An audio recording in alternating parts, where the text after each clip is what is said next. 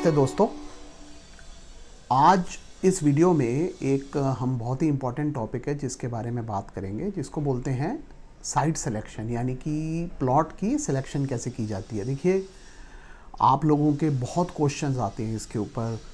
कोई गौमुखी शेरमुखी की बात करता है, कोई डायरेक्शन भेजता है मुझे लेआउट की, ये प्लॉट अच्छा है कि नहीं है। इस तरह के बहुत क्वेरीज आप लोग करते हैं। तो आज मैं साइट सिलेक्शन के बारे में कुछ पॉइंटर्स दूंगा जो कि हमारे शास्त्रों में दिए हुए हैं, जिनको आप इजीली यूज़ करके एक अच्छा साइट सेलेक्ट कर सकते हैं अगर आपने घर बनाना हो या फैक्ट्री डालनी हो। देखिए, हमारे जितने भी क्लासिक्स हैं, जो पुरानी किताबें हैं, वो बहुत ही आसान मेथड देती हैं। अगर आप कोई भी विश्वकर्मा प्रकाश हो गई या मानसार, कोई भी बुक अगर आप पुरानी उठाते हैं वास्तु पे, तो उसमें एक मेथड दे रखा है। वो मेथड ये बोलता है कि जब भी आप किसी साइट को सेलेक्ट करें, आपको साइट अच्छा लगे ख़रीदने के लिए, तो एक बहुत ही सिंपल टेस्ट दिया हुआ है जिसको आप कर सकते हैं। वो ये बोलते हैं कि आप एक गड्ढा खोदिए उस साइट के अंदर, जिसकी लेंथ 3 हाथ होनी चाहिए। अब जो ये हाथ है उसमें उन्होंने यूनिट हस्ता दिया हुआ है।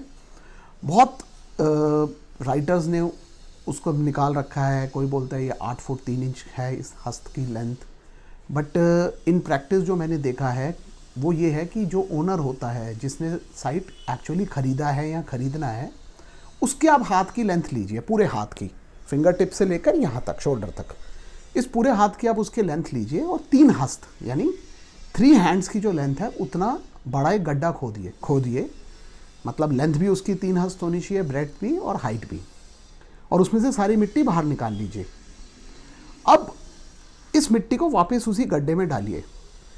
अगर कुछ मिट्टी बच जाती है सारी मिट्टी भरने के बाद, तो वो साइट को हमारे शास्त्र उत्तम बोलते हैं, यानी कहते हैं बहुत अच्छा साइट है। अगर जितनी आपने मिट्टी निकाली है उतनी ही आए, मतलब लेवल हो जाए वापस ग्राउंड मिट्टी डालने के बाद, तो उसको मध्यम कहा जाता है, मीडियम है, कहते हैं आप ले सकते हैं। लेकिन थर्ड केस में अगर आपने जितनी मिट्टी निकाली और जब आप वापस भरें तो ऊपर अगर स्पेस रह जाए खाली, तो उस प्लॉट को रिजेक्ट कर दीजिए।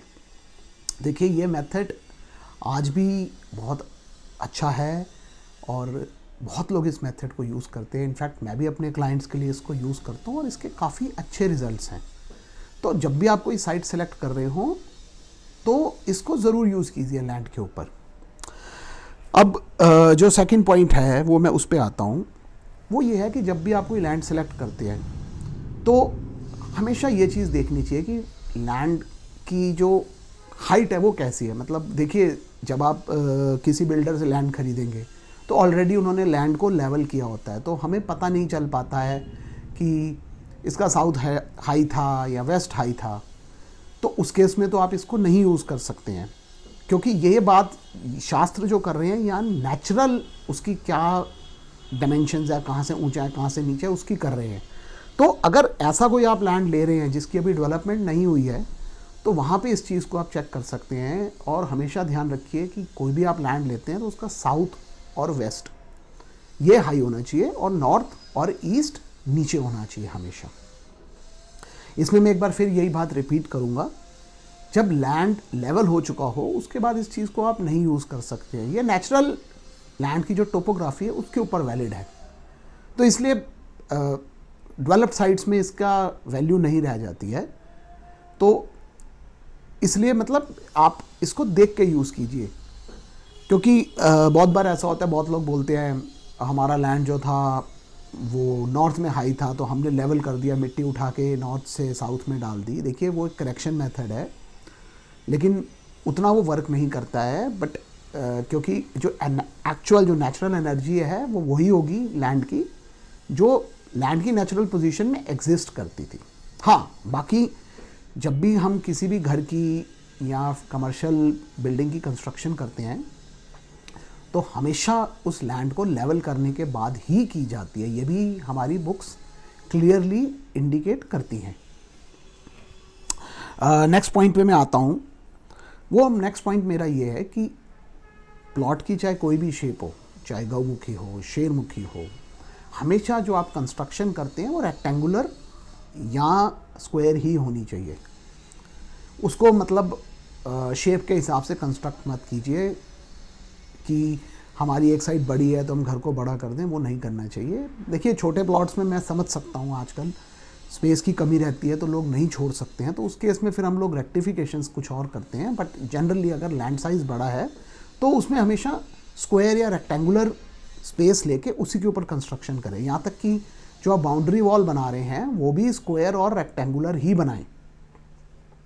तो ये भी एक बहुत ही इंपॉर्टेंट पॉइंट है जिसको जनरली हमें कोई भी साइट बनाते हुए फॉलो करना चाहिए। थर्ड एक इम्पॉर्टेंट पॉइंट वो ये है कि जो कंस्ट्रक्शन आप कर रहे हैं आपके प्लॉट के अंदर, वो हमेशा south west part of the plot में ही कीजिए। इससे मैं ये कहना चाहता हूँ, बहुत सिंपल सी बात है कि जब आप कोई भी घर कंस्ट्रक्ट कर रहे हो किसी भी प्लॉट में, तो हमेशा नॉर्थ और ईस्ट साइड पे स्पेस ज़्यादा छोड़िए compared to south and west. मतलब नॉर्थ में भी स्पेस ज़्यादा होनी चाहिए, ईस्ट में भी ज़्यादा होनी चाहिए, साउथ में और वेस्ट में कम होनी चाहिए। उससे हो ये जाता है कि जो आपके घर का वेट है वो हमेशा साउथ और वेस्ट की तरफ ज़्यादा रहेगा, वो साइड्स आपकी हमेशा हैवी रहेंगी। यही प्रिंसिपल हम जब घर कंस्ट्रक्ट करते हैं तब भी फॉलो करते हैं। और जो घर की हैवी पार्ट्स हैं, जैसे कि इंडिया के अंदर अगर हम देखें तो स्टेयर्स हैवी होती है हमेशा, उसको हमेशा हम कोशिश करें कि हम साउथ, साउथ वेस्ट या वेस्ट इस पार्ट्स में लेके जाएं, नॉर्थ, नॉर्थ ईस्ट, ईस्ट इसमें नहीं डालें, ताकि जो हैवी है, हैवी स्ट्रक्चर्स हैं घर के, वो हमेशा साउथ, साउथ वेस्ट या वेस्ट में ही जाएं।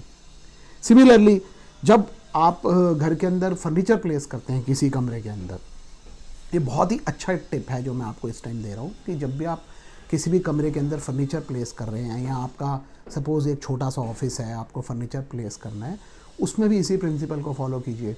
हमेशा कैबिनेट्स हो गए या कोई भी हैवी फर्नीचर है उसको साउथ वॉल पे लगाइए, वेस्ट वॉल पे लगाइए, साउथ वेस्ट डायरेक्शन में रखिए। उससे क्या होता है कि जो हमारी एनर्जी होती है वो अच्छे से फ्लो करती है उस साइट के अंदर। तो बहुत ही सिंपल प्रिंसिपल है, इसको आप ईज़िली फॉलो कर सकते हैं। आपको किसी वास्तु कंसल्टेंट की भी ज़रूरत नहीं है। आप बस इतनी सी अलाइनमेंट ठीक रखेंगे तो ऑटोमेटिकली पॉजिटिव एनर्जी घर में फ्लो करने लग जाएगी।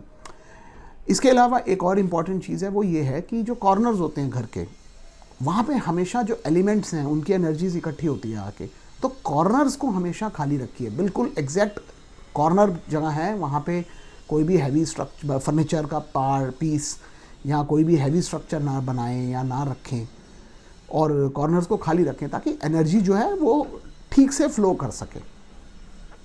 तो ये कुछ बेसिक टिप्स हैं जो मैंने आप लोगों के लिए नोट डाउन की थी, जो मेरे पास क्वेरीज आती हैं, कमेंट्स आते हैं, और मैंने सोचा कि आज मैं आपको ये टिप्स दे दूँ।